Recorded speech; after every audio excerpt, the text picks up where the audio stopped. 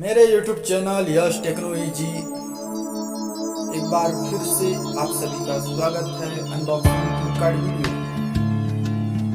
फ्लिपकार्ट से एक नोवा कंपनी का आयरन लिया था। इसका अनबॉक्सिंग वीडियो आपके लिए, आपकी जानकारी के लिए बना रहा हूँ।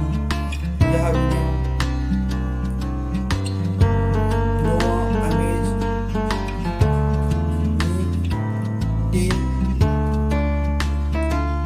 इसका जानकारी साइड में शो हो रहा है।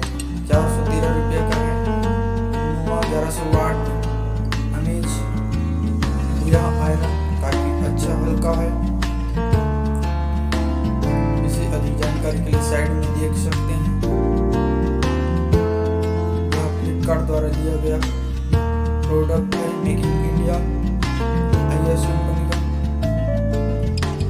इससे पहले वीडियो अच्छा लगा तो हमारे वीडियो को शेयर, लाइक और सब्सक्राइब कर दें, जिससे आने वाली वीडियो का नोटिफिकेशन आप तक पहुंचेगा।